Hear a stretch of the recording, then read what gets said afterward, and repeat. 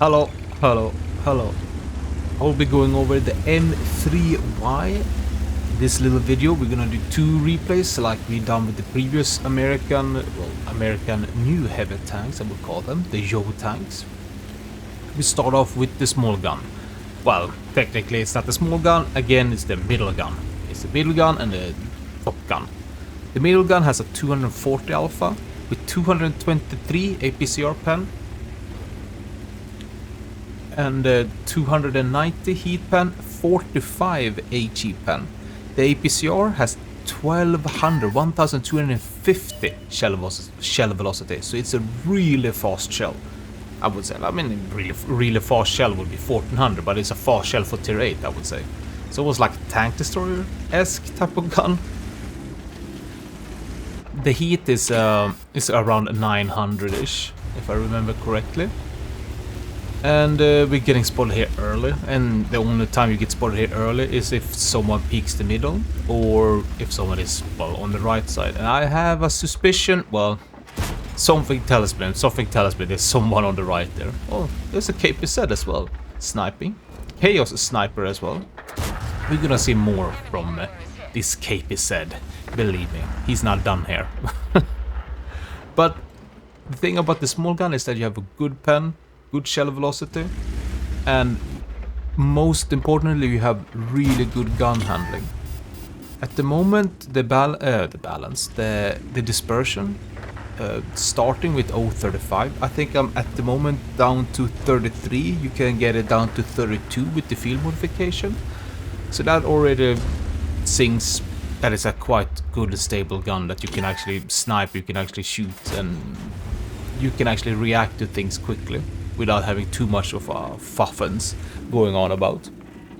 The reload, what I have is around 5 seconds, and that to me is a really good reload for the 240 alpha. The overall DPM is the standard is 2346, but DPM is DPM, it doesn't really matter too much. As you can see, I'm still thinking to blind this ELC. I have no idea what he would do, where he would go, what he would do.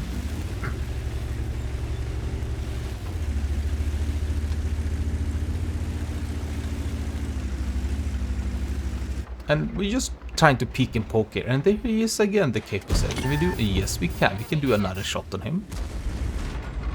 So why this small gun over the big gun? Well, mostly it's the pen, but it's the gun handling the most. This thing is just so nice. It's so nice, this gun handling actually.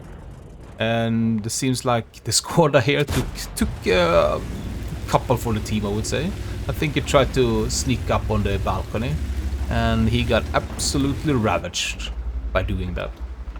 The overall mobility of this tank is actually kind of good. It's actually kind of good. You have a 40 top speed, which you actually reach up to. You only have 15 in reverse, but I wouldn't say that's too bad for a heavy. Obviously, you want to get up to the magical 20 kilometers when you want to go reverse. The gun depression is what's really nice with these new Yo tanks, and this one is not unfamiliar with the gun depression. You got -10, so you can sit there and hold down. And then you got a 20 in a gun elevation, which is quite nice. I think this Udes was unsieged and tried to shoot at me there, because he was very fast in reverse. That is something you don't see every day. And he gets depleted or deleted. But the thing that this thing stands out for also is the turret armor. It's really good. You have 280 frontal turret armor, and it's only that small cupola you see on the right, and you have a shot trap in the front of the tank. I'll show that specifically in the garage part. But just underneath the gun you have angled armor, so when you pick up and hold on, you can actually penetrate up into the tank. But I can't remember how much you need, but you need quite a lot of penetration for that to work. And oh, an 18 on Buraskis, always nice. I think he got a little bit pissed, because I don't know why he would peek out that far to see if he could get me. So you have quite okay mobility. I would say like full mobility. It's quite nice. It turns moderately fine. You move around and such, but for long distances, that's when you don't have the high top speed. I was hoping this Burrasque would be gone here. But no, we take this HE on the Scorpion. Looks like this Burrasque thinks I'm not aware, but ooh, I am very aware, Burrasque. And like I said, the HE has a 45 pen. So you can smack these Burrasques around, and he's gone. Burrasque down is always good. And you also have 180, 177-ish frontal armor as well. But the thing that the tier 8 stands out for compared to all the other in this line is that you can actually side script with it, and it's actually moderately effective. Now I'm feeling very brave of moving up, and that was close. That was close. I felt very brave to move up, but my god, I think we were lucky the way we were angled, because the Scorpion was going for the frontal wheel and we were angled kind of diagonally away from him. So when he shoots our frontal wheel, he has no armor penetrating, only the sprocket wheel. And we're hoping that the Scorpion may be gonna peak. Who knows?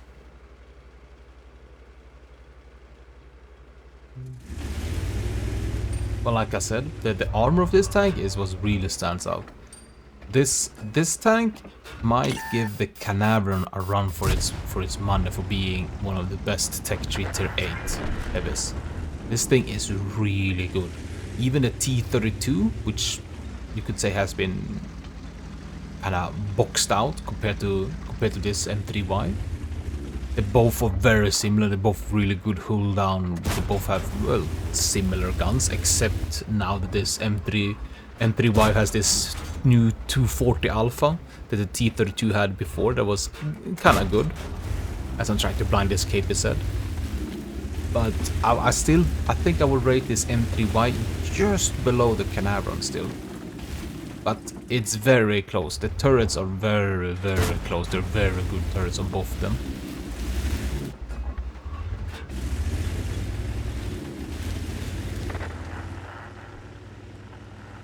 The game have slowed down considerably. I'm solo here in the front. I'm trying to see what I'm doing. I'm not getting spotted by the KPZ, so I'm feeling frisky that I can move up. Shame we didn't get that pen on the Oho. But it seems like the Oho is not afraid of us. Maybe he is. Maybe the Oho is unaware. There we go. We're just sneaking forward here a little bit. And now our high pen is just making cheese out of that Oho. Here we're just gonna see if this APA Mex is still around. Maybe not there. He's still up there. And we spotted a Scorpion as well, so this is a no-go, I feel like, for me. We're gonna see if we can turn around and get out of here, but something tells me I can just rush forward. No, maybe? But to compare to the other like Tech Tree Tier 8s, this thing is probably in the top 5. Hands down. The KPZ is still out there. He just switched bush. The little bugger. My god, my god. We almost got the same reload. I have 1 second slower reload than the KPZ, but he's still persistent. Hanging around here. And I thought that's when the rock ended. But it's actually a little bit further on, unfortunately.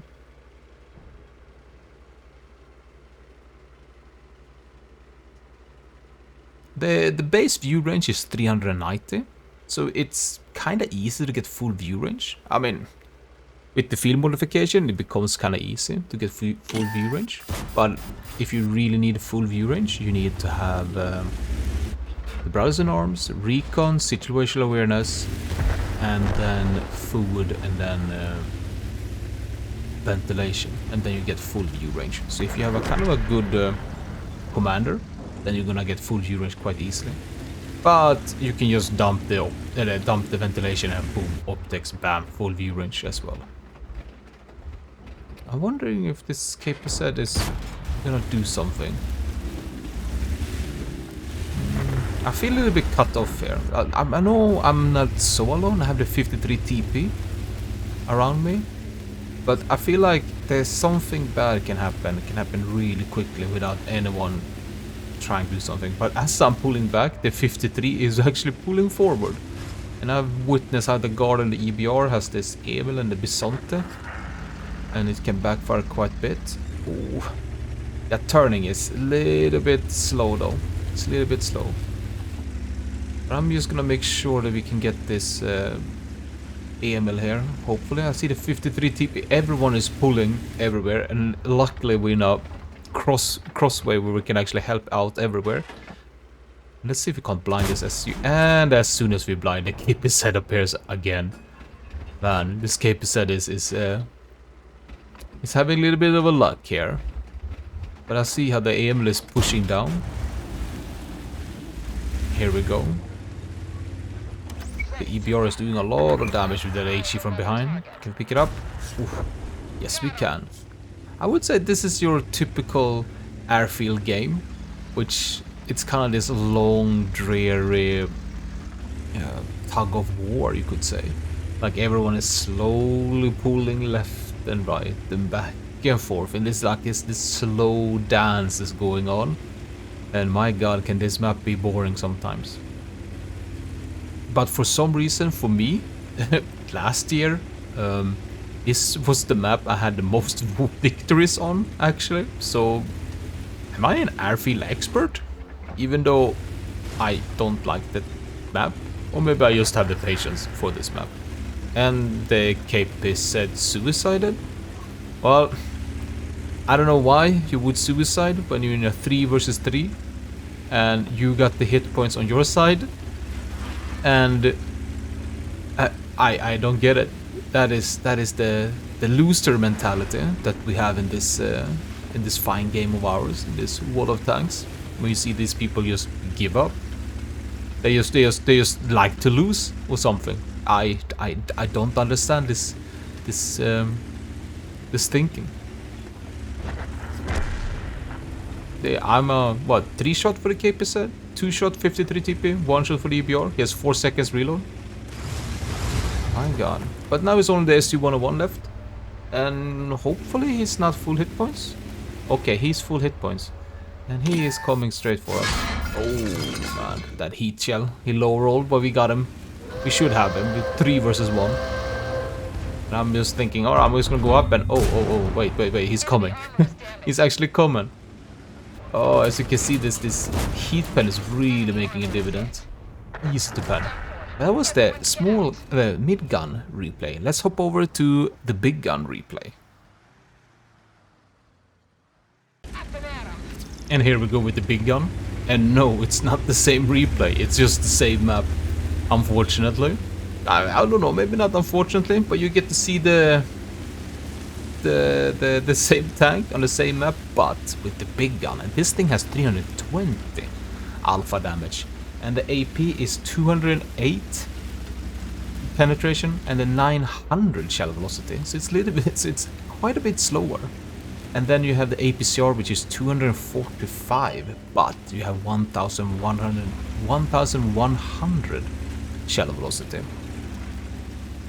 And it's... And the big gun, I don't know what to say. You have 53 pen on the HE, so that's kind of nice. The big gun is more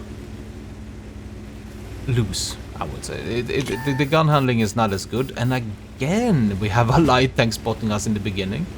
Black Princess hello. So the big struggle with the big gun is that, there we go, a light tank on our side again. Wow, this is like a deja vu. Wow. But let's get going. We have a 703 here. We have a hard time penning him with this gun.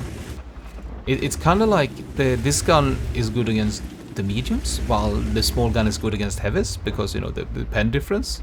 Trying to see if we can find this magical cupola. It's kind of tricky. It's so small. But this Skoda says, nope, I have none of this. I'm just gonna go in and do my clip. So we're gonna see if we can't smack behind him. We have roughly 7 seconds reload. I think it's 7 seconds flat reload. with this one. The standard dispersion is 0.37, not the 35 like we have on the 90mm gun. This is a 105 gun. You could say it's easier to overmatch with this gun than the other gun on like STRVs and such. And this Black Prince is a little bit in the way.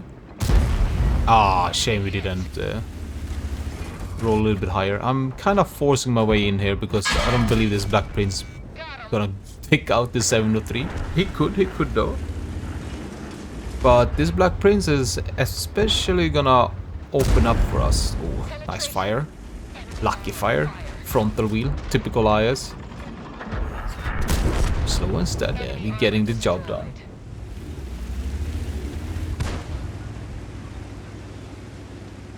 Oh, and here I kind of noticed that the Black Prince is just going forward. He said, screw this man, I'm not gonna play slow. This seems to be the absolute right call. Luckily for us, there's no tank destroyer on the D2 area, which is very common. That's why you almost never do this play. But you can see how the gun, how it handles. Ah, should have gone for the cupola there, I think. But you can see how the gun handles, how it blooms out a lot more. You have to be very more careful and diligent with it than you can do with the small gun. Obviously now in a very slow speed, it still operates quite good. I see the Black Prince coming from behind and none of them do. And he has new tank syndrome all written over it. He just wanna go and start shooting me. But he failed to realize that he just needs to go, you know, a lot quicker. Go. Alright, we can go back to it. Alright, we have a Scorpion we can shoot. I'm hoping these two, they're peeking on the two mediums here. Well, actually it's one heavy and a medium. I'm hoping they're gonna deal with them, and I see no, they're not really dealing with them. So let's take out one of them. And we're getting help from the other side. This is a way faster airfield game than the previous one. I hope you get an idea or a look how the two different guns behaves. This one is quite weak when it comes to the long range. But when it's this close up, it works like a charm. And that was a lucky hit by us. This tank in itself is a very good tank, I would say. It's a very good tank, almost a great tank. Like I said, like I touched upon, it might be in the same class as Canaveral. We will see later on. I think it's just below, but that's it. Let's hop into the garage and view the tank in its more detail. And crew and equipment.